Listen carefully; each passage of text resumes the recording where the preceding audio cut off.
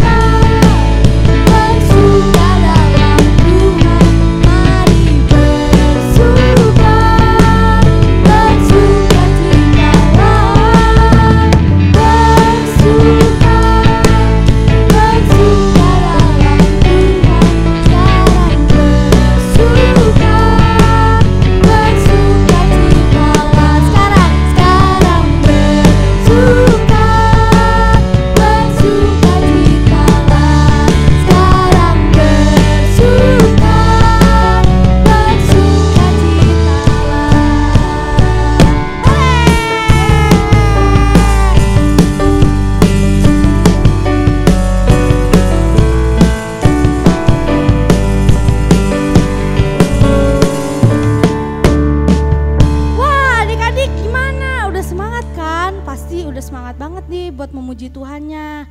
Nah sekarang kita tiba saatnya mau menyembah Tuhan. Kita mau belajar buat menyembah Tuhan, buat kita dekat lagi sama Tuhan. Adik-adik, kita mau terus buat belajar memuji Tuhan, menyembah Tuhan di kehidupan sehari-hari kita, biar kita semakin dekat dengan Tuhan.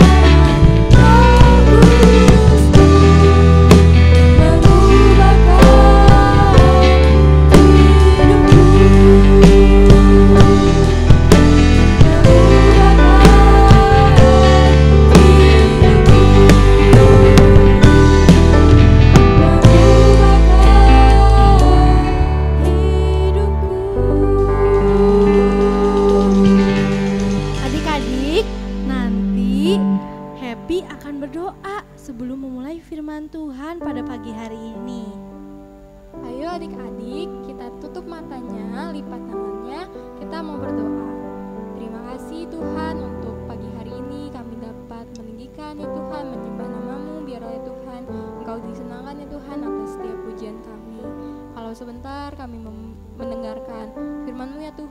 akan diberikan oleh guru-guru kami ya Tuhan. Engkau berkati biar kami juga dapat duduk diam ya Tuhan, untuk kami mendengarkan firman-Mu dengan baik. Terima kasih ya Tuhan, dalam nama Tuhan Yesus kami sudah berdoa. Haleluya. Amin. Aku, Cici Stevina dan Happy pamit undur diri. Bye-bye.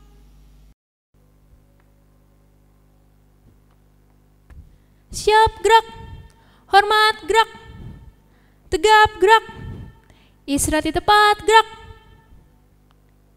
Lapor, Komandan Cici Julinda akan memberikan pengumuman untuk adik-adik The Hope sekalian. Oke adik-adik, hari ini ada beberapa pengumuman yang pengen Cici berikan kepada adik-adik. Didengerin ya. Pengumuman yang pertama, jangan lupa setiap hari Minggu jam 9 pagi tetap ada ibadah online The Hope di YouTube channel GBT Nasaret. Jangan sampai ketinggalan ya. Yang kedua, adik-adik jangan lupa setiap minggu juga mengerjakan kuis, karena dengan adik-adik mengerjakan kuis, itu sebagai perhitungan adik-adik hadir di ibadah The Hope. Dan pengumuman yang terakhir, yang ketiga, untuk adik-adik yang mau memberikan persembahan atau kolekte, dapat mengirimnya ke nomor rekening yang akan ditampilkan. Baik, sekian pengumuman dari Komandan Cici Julinda. Siap gerak, bubar jalan. Sampai bertemu di minggu depan adik-adik. Duh, bentar lagi mau cerita. Alkitabnya udah ada, gambar-gambarnya udah ada, catatannya udah ada. Tapi bentar-bentar, kok kayak ngedengar suara tangisan bayi ya? Di mana ya? Tapi sebelumnya Cici mau nyapa dulu adik-adik. Shalom adik-adik. Apa kabarnya? Tetap semangat ya. Adik-adik, tadi kan Cici masuk nih. Cici ngedenger suara bayi. Adik-adik ngedenger suara bayi nangis gak sih? Ngedenger juga. Gimana kalau kita cari dulu bayinya? Sebelum kita mulai cerita, adik-adik bisa bantuin Cici gak? Di mana ya kira-kira bayinya? Adik-adik lihat gak? Apa di kanan Cici atau di kiri Cici? Di kanan? Bukan. Di kiri? Bukan. Di depan? Gak ada adik-adik. Di mana ya? Tapi suaranya suara di sini sih tangisannya.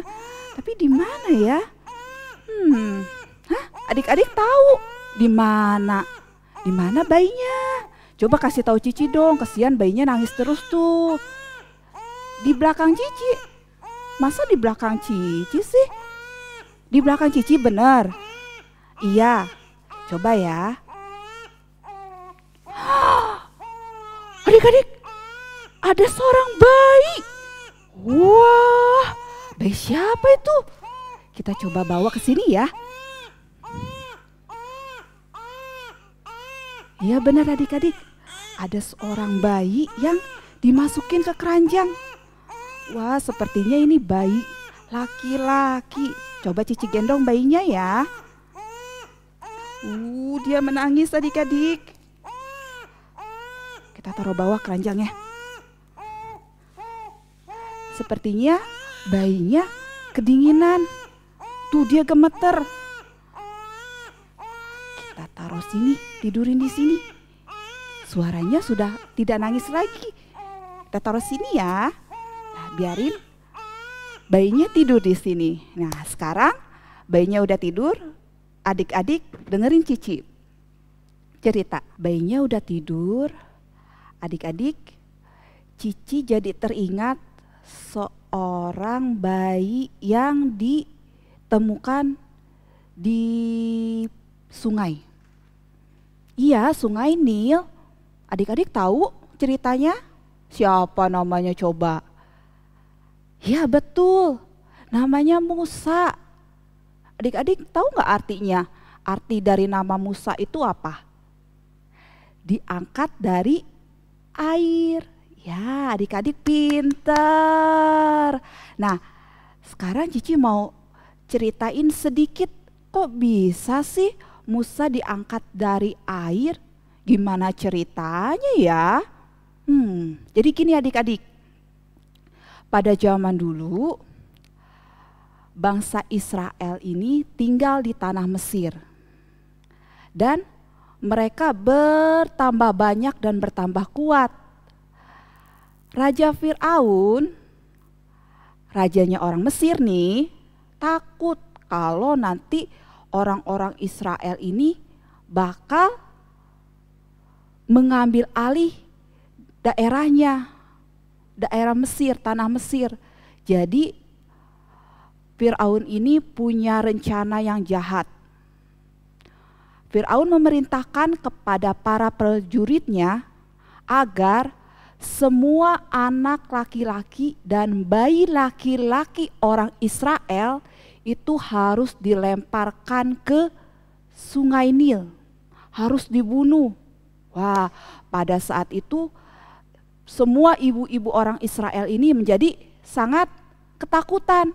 Aduh, nanti bagaimana kalau anak laki-laki ini dibunuh? Aduh, bagaimana kalau si John ini dibunuh? Aduh, bagaimana kalau si Bram ini dibunuh? Wah, adik-adik, semua ibu-ibu ini sangat ketakutan. Tapi ada satu keluarga yang punya seorang anak laki-laki yang diselamatkan oleh Tuhan. Bayi laki-laki ini tidak ketahuan oleh prajurit karena disembunyikan oleh ibunya. Nah, tapi semakin hari kan bayinya semakin besar. Si ibu ini takut, nanti kalau saya tetap menyembunyikan bayi ini, para prajurit juga pasti akan mengetahuinya kalau bayi ini itu laki-laki. Ibu ini punya ide. Ibu dan kakak perempuannya memasukkan bayi laki-laki ini ke sebuah keranjang. Seperti ini adik-adik. Tuh, ini ibunya sedang menangis ya. Karena sedih harus berpisah dengan anak laki-lakinya. Si ibu ini sedih dan ini kakaknya. Nah, dimasukkan ke dalam keranjang. Tuh, ini. Dan ditaruh di Sungai Nil. Pada waktu di Sungai Nil ini ada seorang putri Fir'aun. Putri Fir'aun ini mau mandi adik-adik di Sungai Nil. Tapi putri Fir'aun ini mendengar suara tangisan. Itu tangisan seorang bayi. Pas putri Fir'aun mencari, putri Fir'aun melihat di situ ada keranjang. Keranjang yang isinya seorang bayi. Nah, putri Fir'aun menyuruh prajuritnya untuk mengambil keranjang itu. Keranjang itu isinya seorang bayi laki-laki yang sedang kedinginan. Nah, putri Fir'aun ini mengangkat bayi ini menjadi anaknya dan menamai dia Musa, yang artinya diangkat dari air. Begitu adik-adik ceritanya. Nah, coba ya. Sekarang kita mau baca. Bener gak sih cerita Cici tadi? Bohong kali nih. Nah, coba sekarang kita baca. Adik-adik tadi udah siapin Alkitabnya ya. Kita buka Alkitabnya dalam kitab Keluaran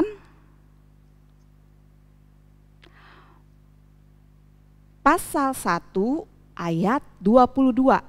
Nah, ini cerita yang semua bayi laki-laki itu harus dilemparkan ke Sungai Nil. Cici baca ya. Lalu Fir'aun memberi perintah kepada seluruh rakyatnya, lemparkanlah segala anak laki-laki yang lahir bagi orang Ibrani ke dalam Sungai Nil, tetapi segala anak perempuan dibiarkan hidup. Nah kan, bener kan? Fir'aun memerintahkan seperti itu, jahat nggak? Ih, jahat ya, nggak boleh. Nah, tapi Tuhan punya rencana adik-adik untuk Musa ini. Semakin hari Musa semakin besar dan menjadi dewasa. Musa dibesarkan di kerajaan Mesir. Pada waktu itu orang-orang Israel disuruh kerja paksa, kerja rodi, kerja yang sangat keras. Tapi tidak diberi upah, tidak diberi uang. Pada suatu waktu Musa melihat kalau orang Israel ini sedang disiksa oleh tentara Mesir. Musa membela orang Israel ini. Karena takut ketahuan perbuatannya, maka Musa melarikan diri adik-adik ke tanah Midian. Di tanah Midian ini Musa menjadi seorang gembala. Adik-adik tahu tugas seorang gembala itu apa? Ya, pasti dong mengembalakan domba-dombanya. Nah, di sini adik-adik Tuhan memanggil Musa untuk memimpin bangsa Israel keluar dari tanah Mesir. Musa melihat ada semak yang menyala tapi tidak terbakar. Nah, Musa kaget dong, kok ini semak menyala tapi nggak ada api. Musa mendekati dan di situ ada suara Tuhan yang berbicara adik-adik. Kita buka lagi Alkitabnya. Kita buka Alkitabnya dalam Keluaran lagi adik-adik. Keluaran pasal 3 ayat 2. Cici bacain lagi. Lalu malaikat Tuhan menampakkan diri kepadanya di dalam nyala api yang keluar dari semak duri itu. Lalu ia melihat dan tampaklah semak duri itu menyala tetapi tidak dimakan api.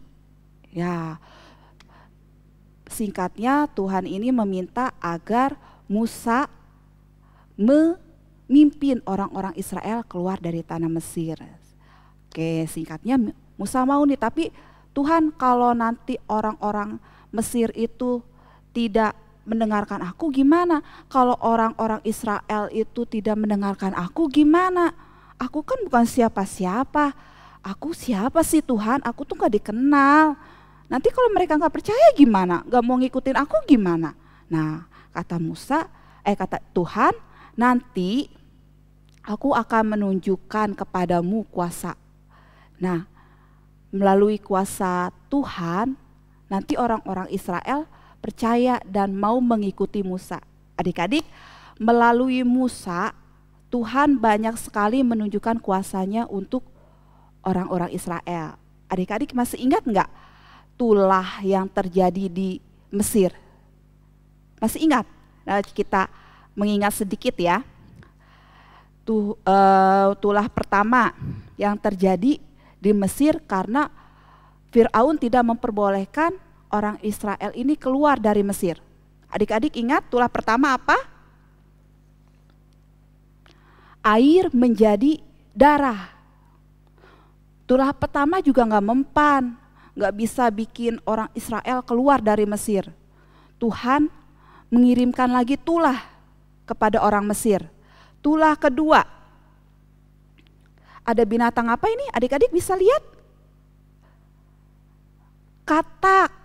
Iya betul, tuh kataknya banyak. Ya. Katak-katak ini pun yang banyak ini pun tidak bisa meluluhkan hati Firaun. Tuhan mengirimkan lagi tulah ketiga.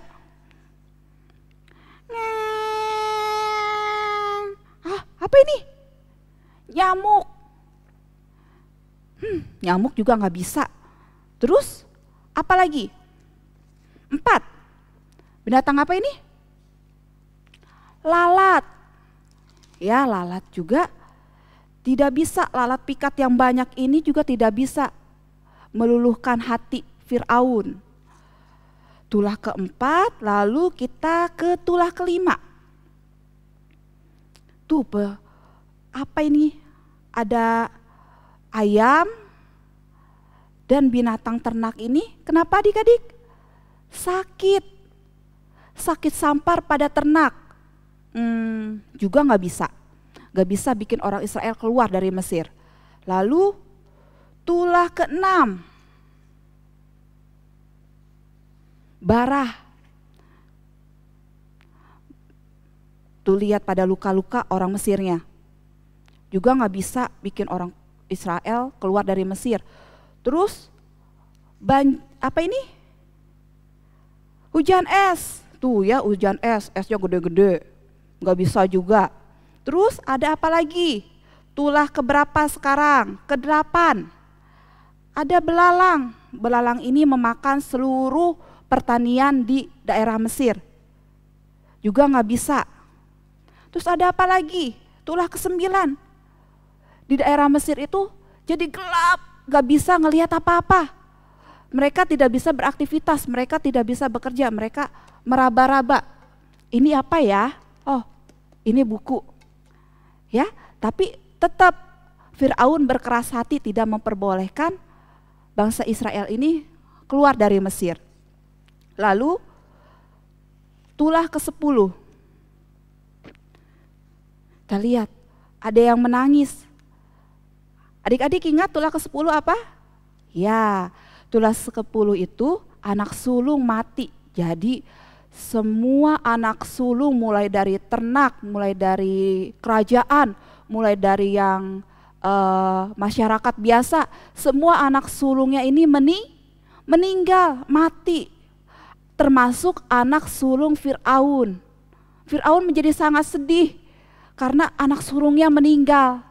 Jadi akhirnya Firaun memperbolehkan orang Israel keluar dari Mesir. Wah, orang Israel sangat bahagia.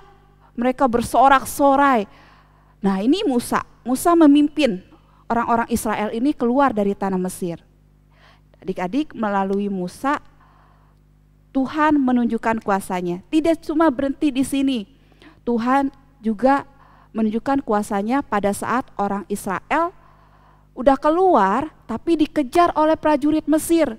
Di belakang prajurit Mesir, di depan laut Teberau. Kalau adik-adik bisa baca ya nanti di rumah ya. Di rumah adik-adik baca lagi kisah tentang Musa. Ada kisah yang sangat terkenal yaitu Musa membelah laut Teberau. Nah, itu kuasanya siapa? Kuasa Musa atau kuasa Tuhan? Pastinya kuasa Tuhan. Sehingga akhirnya orang-orang Israel ini bisa berjalan, tidak ditangkap oleh prajurit Mesir. Laut Teberau ini terbelah menjadi 2 sehingga orang-orang Israel bisa berjalan di tengahnya, adik-adik. Wah, sangat luar biasa ya adik-adik ya. Wah, dahsyat Tuhan kita itu. Nah, adik-adik, melalui Musa kita mau belajar bahwa Tuhan punya rencana dalam setiap kehidupan kita. Kehidupan Cici, kehidupan adik-adik, Tuhan punya rencana, Tuhan punya tujuan. Seperti pada kehidupan Musa, Tuhan punya tujuan. Tuhan mau memakai Musa menjadi pemimpin bagi orang-orang Israel. Ya, adik-adik mau?